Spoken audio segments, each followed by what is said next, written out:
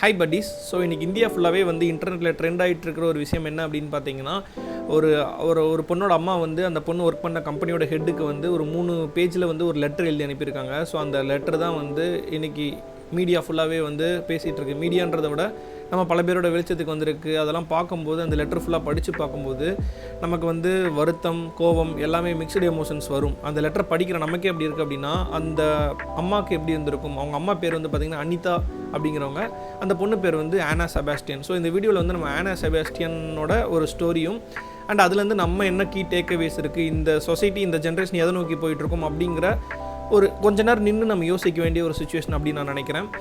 And இந்த video பார்த்திங்க அப்படின்னா பொதுவாகவே எதுக்கு நமக்கு வந்து தேவைப்படும் அப்படின்னு பார்த்தீங்கன்னா, ஜென்ரலி எல்லாருக்குமே ஒரு பெர்செப்ஷன் இருக்கும்ல. இப்போ வந்து ஊர் விட்டு ஊர் வந்து ஒருத்தவங்க ஒர்க் பண்ணுறாங்க, ஒரு பொண்ணோ ஒரு பையனை ஒர்க் பண்ணுறாங்க அப்படின்னா, அவனுக்கு என்னப்பா அவளுக்கு என்னப்பா கை நிறையா காசு சம்பாதிக்கிறாங்க, பயங்கர சந்தோஷமாக இருப்பாங்க அப்படிங்கிற மாதிரி ஒரு பெர்செப்ஷன் இருக்குது.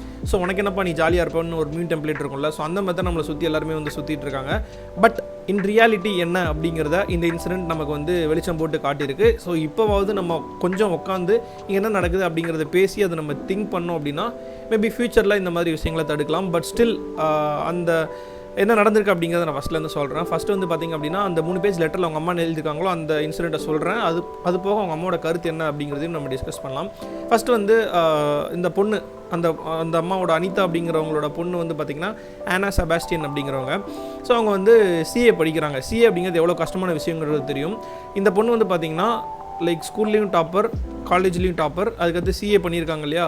சிஏ வந்து டிஸ்டிங்ஷனில் கிளியர் பண்ணியிருக்காங்க. சிஏ அப்படிங்கிறது எவ்வளோ கஷ்டப்பட்டு படிப்பாங்க அப்படிங்கிறத நம்ம பார்த்துருவோம். ஃபார் எக்ஸாம்பிள் வந்து இன்டர்நெட்டில் பார்த்திங்க அப்படின்னா, அவங்க எப்படி ஃபோட்டோ பார்த்திங்கன்னா அவங்க சிஏ படிக்கிறவங்க ப்ளஸ் அவங்க படித்த புக்ஸ்லாம் அடுக்கி வச்சு அவங்களுக்கு ஈக்குவல் ஹைட், அந்த அளவுக்கு புக்ஸ் அடுக்கி வச்சாலே அவங்க ஹைட் அளவுக்கு வரும். ஸோ அந்த மாதிரிலாம் நிறைய பேர் நான் படித்து பார்த்துருக்கேன். ஸோ அப்படி கஷ்டப்பட்டு தான் வந்து சிஏவே கிளியர் பண்ண முடியும். அதையுமே வந்து நம்ம ஆனா செபாஸ்டியன் வந்து C has cleared with distinction. அப்படின்னா அவங்க வந்து இன்டெலிஜென்ஸ்லாம் அவங்கள்ட்ட ஒரு பிரச்சனையும் கிடையாது. அவங்க வந்து நாலேஜபிளான ஒரு இன்டெலிஜென்ட்டான ஒரு பொண்ணு தான். ஓகேங்களா. ஸோ இதுவங்க வந்து சிஏ எப்போ முடிக்கிறாங்க அப்படின்னா, போன வருஷம் நவம்பர் 2023 முடிக்கிறாங்க. ஸோ மார்ச் 2024 இந்த வருஷம் 2024 மார்ச்சில் ஏர்ன்ஸ்ட் அண்ட் யங் அப்படிங்கிற ஒரு கம்பெனியில் வந்து ஜாயின் பண்ணுறாங்க. இதுதான் அவங்களோட ஃபஸ்ட்டு ஜாப். டிகிரி முடிச்சுட்டு ஃபஸ்ட்டு ஜாயின் பண்ணுறாங்க. எல்லாருமே வந்து பல கனவுகளோட டிகிரி முடிச்சுட்டு ஒரு ஜாபுக்கு போகிறவங்க, அந்த ஜாபில் வந்து நம்ம சின்சியராக இருக்கணும், நம்மளோட ஃபுல் டெடிகேஷன் கொடுக்கணும் அப்படிங்கிறது ஒரு ஆசை இருக்கும்ல. இந்த பொண்ணு வந்து பார்த்திங்கன்னா கேரளாலேருந்து வராங்க, கொச்சின்லேருந்து பூனேக்கு வராங்க. ஸோ ஒரு புது இடத்துக்கு வரும், புது என்விரான்மெண்ட்டு, நம்ம சுற்றி இருக்கிறவங்கள்ட்ட நம்ம எப்படி அவங்க ஒரு எல்லாமே புதுசு அப்படிங்கிறப்போ அவங்கள வந்து வெல்கமிங்காக அந்த என்விரான்மெண்ட் இருந்திருக்கணும், அந்த ஒர்க் பண்ணுற என்விரான்மெண்ட் இல்லையா.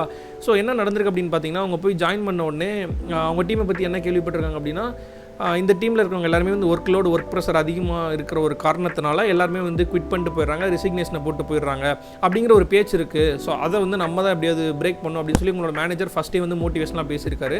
ஸோ புதுசாக வேலைக்கு போகிற பொண்ணுக்கு என்ன தோணும், ஓகே அப்போ வந்து இந்த பேரை நம்ம மாற்றணும் அப்படின்னா நம்ம வந்து நல்லா ஹார்ட் ஒர்க் பண்ணி, இல்லை இது ஈஸியான டாஸ்க் தான், நம்மளோட ஒர்த்தை நம்ம காட்டலாம் அப்படிங்கிற ஒரு ஆசை எல்லாருக்குள்ளேயுமே இருக்கும்ல. ஸோ அந்த மாதிரி தான் அந்த பொண்ணு வந்து ரொம்ப எஃபர்ட் போட்டிருக்காங்க.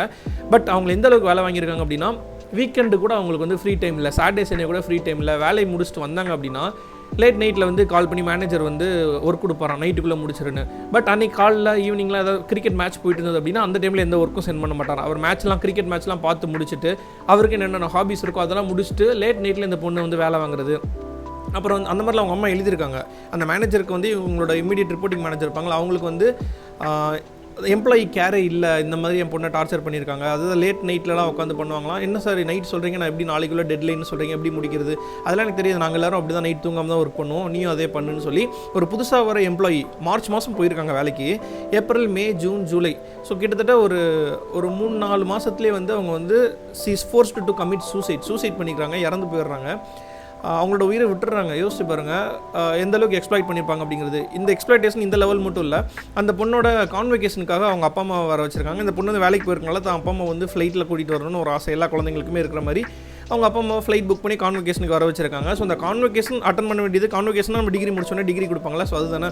ஸோ அந்த கான்வெகேஷனுக்கு போகும்போது அவங்க வந்து போகிற அன்றைக்கி மதியானம் கூட உட்காந்து லீவ் போடாமல் ஒர்க் பண்ணிவிட்டு அப்புறம் கடைசி கொஞ்சம் நேரத்தில் வந்தாங்க. அந்த கான்வெகேஷன் கூட டிலேயாக தான் வந்துச்சு என் பொண்ணு. அது முடித்த உடனே அவள் பாட்டுக்கு அவள் பிஜிக்கு போய்ட்டு நாங்கள் கிளம்பி இங்கே கொச்சினுக்கு வர வேண்டிய நிலைமை ஆயிடுச்சு. நாங்கள் இவ்வளோ நாளாக மீட் பண்ணாமல் என் பொண்ணு வந்து தனியாக ஒரு ஊருக்கு வந்துடா வேலை பார்த்துருக்கா, நம்ம அப்பா அம்மா இவ்வளோ தூரத்துலேருந்து வராங்களே, எங்கள் கூட டைம் ஸ்பெண்ட் பண்ணணும்னு அவளுக்கு ஆசை இருக்குது. பட் ஆனால் அவளோட வேலை வந்து ஆனா செபாஸ்டியனோட வேலை வந்து அவளை வந்து எங்கள் கூட டைம் ஸ்பெண்ட் பண்ண விடாமல் தடுக்குது. ஸோ இந்த மாதிரி ஹெக்டிக்காக இருக்கிறத நாங்களே கண் கூட பார்த்தோம். அண்ட் அந்த பொண்ணு போயிருந்த சமயத்தில் என்ன சொன்னாங்க அப்படின்னா, இவங்க ஃபேமிலியாக போயிருக்காங்களா, ஸோ அப்போ வந்து அவங்க அம்மா கிட்ட ஆல்ரெடி அந்த பொண்ணு சொல்லியிருப்பாங்க, இந்த மாதிரி எனக்கு ஒரு வாரமாக வந்து நெஞ்சு வலிக்குது, லைக் நைட்டு தூங்குறதுக்கு முன்னாடி ஒரு மாதிரி நெஞ்சு வலிக்குது அப்படின்னு சொல்லியிருக்காங்க, நெஞ்சு வலி அடிக்கடி வருது அப்படின்னு சொன்னோடனே அவங்க அம்மாவும் வந்து ஹாஸ்பிட்டலுக்கு கூப்பிட்டு போயிருந்திருக்காங்க. ஸோ ஹாஸ்பிட்டலுக்கு கூப்பிட்டு போனோடனே டாக்டர்ஸ் வந்து இசிஜி எடுத்துருக்காங்க. ஓகே, இசிஜிலாம் நார்மலாக இருக்குது, பட் இந்த பொண்ணு வந்து ரொம்ப லேட்டாக தூங்குறாங்க, போதுமான தூக்கம் இந்த பொண்ணுக்கிட்ட இல்லை, ஸோ அதனால தான் அப்படின்னு சொல்லி ஆன்டாசிட்ஸ் இதெல்லாம் வந்து சில பேசிக் டேப்லெட்ஸ்லாம் வந்து ரெக்கமெண்ட் பண்ணியிருக்காங்க.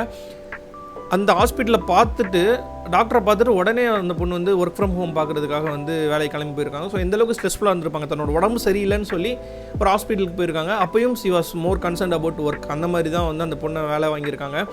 அண்டு பார்த்தீங்க அப்படின்னா, ஸோ இதுதான் வந்து அவங்க அம்மா சொல்கிற ஒரு லைக் ஒரு கைண்ட் ஆஃப் பேக் ஸ்டோரி அவங்க அம்மா இந்த லெட்டரில் கொடுக்குறது தான். அது மட்டும் இல்லாமல் இந்த எம்ப்ளாயீஸ் கேர் சுத்தமாக பண்ணுறது கிடையாது.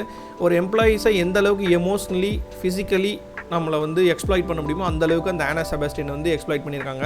இந்த அளவுக்கு நல்லா படிச்சுட்டு இருந்த பொண்ணு, சிஏலையும் நல்லா எக்ஸல் ஆகிட்டு இருந்த பொண்ணு, வேலைக்கு சேர்ந்து 3 மாதத்துல ஏன் சூசைட் பண்ணணும்? இந்த ஏர்ன்ஸ்ட் அண்ட் யங் அப்படிங்கிறது வந்து பார்த்திங்கன்னா அக்கௌண்டிங் ஃபர்ம்ஸில் பிக் 4 ஃபர்ம்ஸ்னு சொல்லுவாங்க. அதாவது பிக் ஃபோர்னா டாப் 4 கம்பெனிஸ் அக்கௌண்டிங்ஸ்லேயே வந்து பார்த்திங்க அப்படின்னா KPMG, PwC, டெலாய்ட்டு, அப்புறம் வந்து பார்த்திங்கன்னா இந்த EY ஏர்ன்ஸ்ட் அண்ட் யங்னு சொல்லுவாங்க. ஸோ இது வந்து ஒரு ப்ரெஸ்டீஜியஸான ஒரு ஜாப். ஒரு CA படிக்கிறாங்க அப்படின்னா அந்த பொண்ணுக்கு அக்கௌண்டிங்கில் ஓகே இது வந்து ஒரு பெரிய ஜாப். ஏர்ன்ஸ்ட் அண்ட் யங்ன்றது ஐடி, ஒரு பேசிக்லி ஒரு ஐடி ஃபார்ம் தான். ஐடி ரிலேட்டடான சாஃப்ட்வேர் டெவலப்மெண்ட்டும் உள்ளே நடக்குது, நிறைய சாஃப்ட்வேர் இன்ஜினியர்ஸும் உள்ளே இருக்காங்க. ஸோ இப்போ ரீசெண்டாக போன கொஞ்ச நாளைக்கு முன்னாடி கூட பார்த்தீங்கன்னா இன்ஃபோசிஸ் ஃபவுண்டர் வந்து என்ன சொல்லியிருந்திருப்பாருன்னு பார்த்தீங்கன்னா, நீங்கள் வந்து இவ்வளோ மணி நேரம் வேலை செய்யணும், லைக் இவ்வளோ நாட்கள் வேலை செய்யணும் அப்படிங்கிற ஒர்க்கிங் டைம் வந்து எக்ஸ்டெண்ட் பண்ணலாம், ஒன்றும் தப்பு கிடையாதுன்ற மாதிரி நிறைய பேர் வந்து அவங்களுக்கு எப்படியாவது ஒர்க்கு முடியணுமே அப்படிங்கிறதுக்காக நிறைய பேர் இந்த சென்ஸ் பிஸ்னஸ் ரன் பண்ணிட்டு இருக்கிற ஆண்டர்ப்ரனர்ஸ் வந்து மக்களாவே மதிக்காததான் இதுக்கு ஒரு முக்கிய காரணம். அந்த பொண்ணை வந்து புதுசாக ஒரு வேலைக்கு வந்திருக்காளே, அவங்க அம்மா சொல்கிற விஷயம் என்ன அப்படின்னா, புதுசாக வேலைக்கு வந்திருக்காளே அந்த பொண்ணுக்கு எவ்வளோ வெல்கமிங்கை நம்ம வந்திருக்கணும், வேறு ஊர்லேருந்து வந்திருக்காளே அவளை வந்து நம்ம எப்படி ட்ரீட் பண்ணியிருக்கணும், இவ்வளோ தான் வேலை செய்ய முடியுமா அந்த பொண்ணால் அப்படிங்கிறத தெரிஞ்சுக்கணும். பட் ஆனால் போட்டு டெட்லைன்ஸ் மேலே டெட்லைன்ஸ், நாளைக்கு சப்மிட் பண்ணணும், நாளைக்கு சப்மிட் பண்ணணும், உடனே கொடுக்கணும், இன்றைக்கி நைட்டுக்குள்ளே நீங்கள் முடிக்கணும், நீங்கள் தூக்குறீங்களோ இல்லையோ உங்கள் தூக்கம் கூட எங்களுக்கு முக்கியம் கிடையாது, இந்த வேலை முடிஞ்சால் போதும் அப்படின்ற மாதிரி ஒரு மனுஷனை தாண்டி நம்மளோட மனுஷன் உயிரை விட ஒரு பேசிக்காக ஒரு வேலைக்கு வந்து இம்பார்ட்டன்ஸ் கொடுக்குற மாதிரி ஒரு விஷயம் வந்து இது வந்து it's call toxic work culture. அந்த அம்மா வந்து தான் பொண்ணு இறந்து போயிட்டா, இதுக்கப்புறம் எங்களால் எதுவும் பண்ண முடியாது, பட் அதை மாதிரி உங்கள் ஏர்ன்ஸ்ட் அண்ட் யங் கம்பெனி பாலிசியில், ஹியூமன் ரைட்ஸ் பாலிசியில் நீங்கள் தான் வந்து சைன் போட்டிருக்கீங்க. ஸோ ஆனால் பார்த்தீங்கன்னா அந்த ஹியூமன் ரைட்ஸை வயலேட் பண்ணுற மாதிரி தான் வந்து இங்கே எக்ஸ்ப்ளாய்ட் பண்ணிகிட்ருக்காங்க. வேலைக்கு வர ஒரு பொண்ணாக இருந்து அந்த பொண்ணு சூசைட் பண்ணியிருக்கா. இத்தனைக்கும் ஒரு டேலண்ட் இல்லாத பொண்ணு கிடையாது என் பொண்ணு, நல்லா படிக்கக்கூடிய பொண்ணு. எந்த ஒரு சிஏ எக்ஸாம் சர்வை பண்ணுறதுன்றது அவ்வளோ டஃப்பான விஷயம். சிஏங்கிறது one of the toughest exams. எப்படி சொல்கிறதுனா, சிஏங்கிறது இப்போ நீட் எவ்வளோ கஷ்டம்னு சொல்கிறாங்க, யூபிஎஸ்சி எந்த அளவுக்கு கஷ்டம்னு சொல்கிறாங்க, அது மாதிரி சிஏ வந்து படிக்கிறவங்களுக்கு தான் தெரியும் அதோட டஃப்னஸ் லெவல். ஸோ அந்தளவுக்கு அந்த பொண்ணு அவ்வளோ கஷ்டப்பட்டு படித்த பொண்ணு, அவ்வளோ ஈஸியாக கிவ் அப் பண்ணுற பொண்ணும் கிடையாது. ஸோ அந்த பொண்ணையே வந்து கிவ் அப் பண்ண வச்சுருக்கீங்க because of the work culture. அந்த பொண்ணோட ஹெல்த்தோ வெல்பீயிங்கோ எதுவுமே வந்து உங்கள் கம்பெனி கல்ச்சர் வந்து பெருசாகவே நினைக்கல. அந்த பொண்ணு நல்லா இருக்காளா, உடம்பு நல்லா இருக்கா, உடம்பு கரெக்டாக லைக் எப்படி சொல்ல, உடம்பு சரியில்லாமல் போகிறாங்களா, அவங்கள கேர் பண்ணிக்கணும், அந்த மாதிரி எம்ப்ளாயி கேர் எதுவுமே கிடையாது.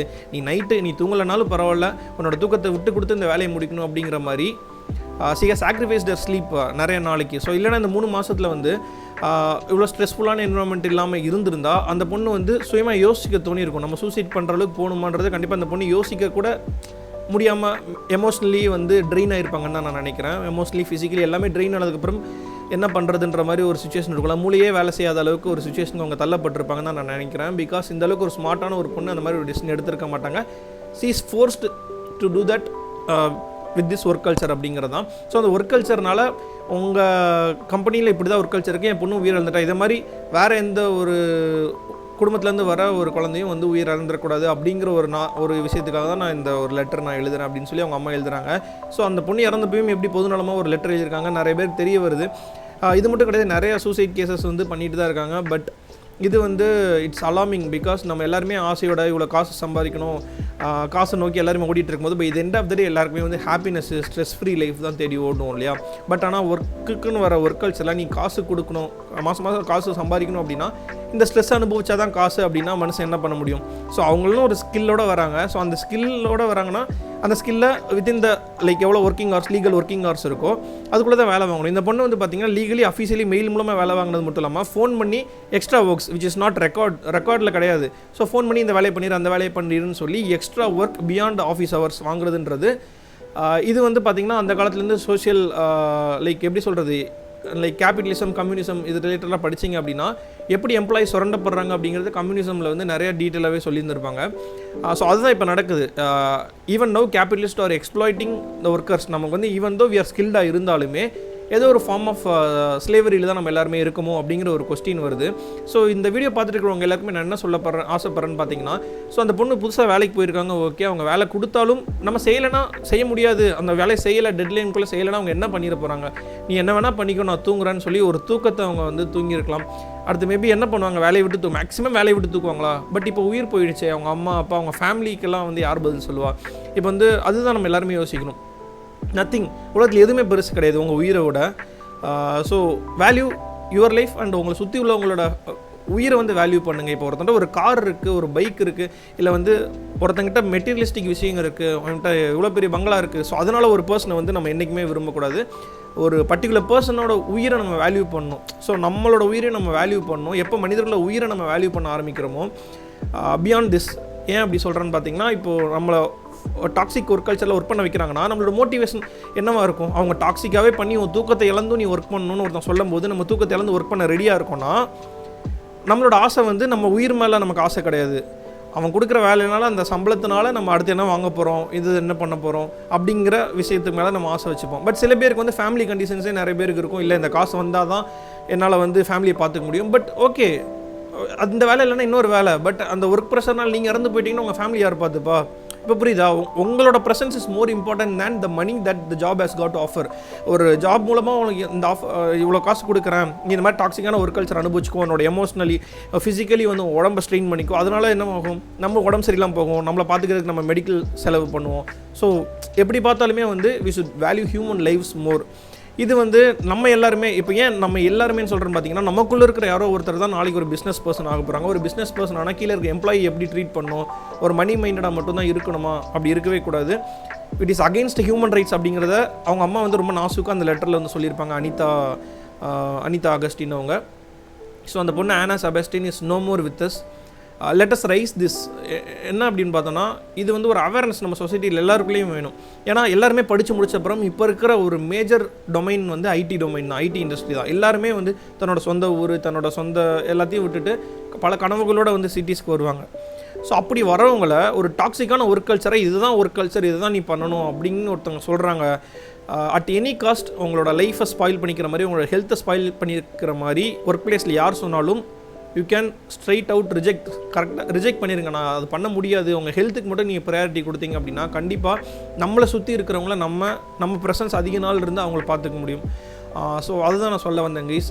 ஒர்க் கல்ச்சர் ரொம்ப டாக்ஸிக்காக தான் இருக்குது. இதை வந்து ஐ திங்க் நிறைய பேர் வந்து இதை பேச என்ன ஆகும் அப்படின்னு பார்த்தீங்கன்னா, மேலே இருக்கிற கேபிட்டலிஸ்ட் வந்து கொஞ்சம் பயப்படுவாங்க. கொஞ்சம் வந்து ஓகே எம்ப்ளாயிஸ்க்கு வந்து வெல்பீயிங், ஏன்னா உள்ளவே வந்து ஒர்க் கல்ச்சர் இப்படி இருக்குது அப்படின்னா வீக்கெண்டானா அந்த பொண்ணு வேலை பார்க்குது, வீக்கெண்டானா அவங்க எதாவது பார்ட்டி மாதிரி போகலாம், லைக் அந்த அவங்க கம்பெனிக்குள்ளே ஒரு கெட் டுகெதர் மாதிரியோ, அந்த பொண்ணை ஜாலியாக என்டர்டெயின் பண்ணுற மாதிரி ஏதாவது வச்சுருந்தாங்கன்னா அந்த பொண்ணுக்கு வந்து ஒரு ஸ்ட்ரெஸ் இருந்திருக்காது. அந்த எம்ப்ளாயி வெல்பீயிங்கில் அந்த கம்பெனி ஒழுங்காக கான்சன்ட்ரேட் பண்ணல. அவங்களோட ப்ராஜெக்ட் டெட்லைன்ஸு, அந்த ப்ராஜெக்ட் கிரிட்டிகாலிட்டிஸ் மட்டுமே ஃபோக்கஸ் பண்ணி இப்போ ஒரு பொண்ணு நம்ம கூட இல்லை, விச் இஸ் சேட் திங். அந்த அம்மா வந்து அந்த லெட்டர் படிக்கும்போது, அந்த 3 பேஜ் லெட்ரு சத்தியமாக சொல்கிறேன், will be chartered into pieces. அந்த மாதிரி வந்து மனம் உடைந்து அவங்க எழுதியிருப்பாங்க. ஏன்னா அவங்க பொண்ணு மேலே எவ்வளோ நம்பிக்கை வச்சுருந்துருப்பாங்க அப்படிங்கிறதுனா, 10th சூப்பர் லைக் ஸ்கூல் டாப்பராக இருந்துட்டு சிஏ டிஸ்டிங்ஷனில் பாஸ் பண்ணிவிட்டு ஒரு கனவோட வந்து ஒரு பொண்ணு தன்னோட அப்பா அம்மாவை ஃப்ளைட்லலாம் கூட்டிகிட்டு வந்து அந்தளவுக்கு சம்பாதிக்கிறாங்க. பட் அந்த பொண்ணு இப்போ நம்ம கூட இல்லைன்றப்போ, இவ்வளோ நாள் நல்லா படிக்க வச்ச அவங்க அப்பா அம்மாவோட யோசிச்சு பாருங்களேன். So yeah, this is what I wanted to talk about case. நீங்கள் என்ன நினைக்கிறீங்க, நம்ம சிஸ்டமில் என்ன மாறணும்னு நினைக்கிறீங்க அப்படிங்கிறத வந்து கமெண்ட்ஸில் லீவ் பண்ணுங்கள். கண்ட்ரி ஃபுல்லாக இப்போ இதுதான் வந்து டாக்காக இருக்குது. I think we should talk more about this. ஏன்னா இந்த மாதிரி விஷயங்கள் நிறையா வெளியே வர தான். சப்போஸ் அந்த அம்மா வந்து இப்போ இந்த மாதிரி லெட்டர் எழுதலை அப்படின்னா இது 1000ல் ஒரு கேஸாக வந்து அப்படியே வந்து மூடி மறைச்சிருப்பாங்க. பட் சம்ஹவ் இது வந்து எல்லாரோட ஒரு லைம் லைட்டில் வந்து எல்லாருக்குமே வந்து இது தெரிஞ்சிருக்கு அப்படிங்கிறது.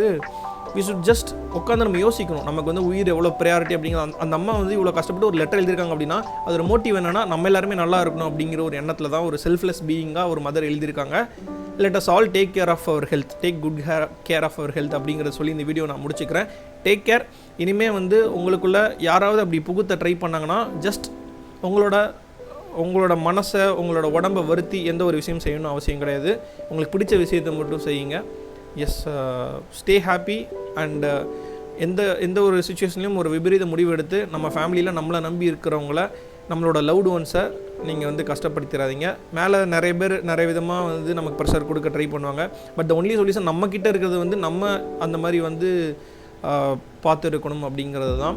ஸோ இந்த சுச்சுவேஷனுக்கு வந்து அந்த அண்டர்ஸ்டாண்டிங் பீப்புள் கண்டிப்பாக இதுக்கு வந்து ரெஸ்பான்ஸ் பண்ணி ஆகணும். என்ன ரெஸ்பான்ஸ் கொடுக்குறாங்க, என்ன நடக்குது அப்படிங்கிறத வெயிட் பண்ணி பார்ப்போம். லெட் த சோல் ஆஃப் ஆனா செபாஸ்டியன் ரெஸ்ட் இன் பீஸ். நன்றி, வணக்கம் மக்களே. நன்றி, வணக்கம்.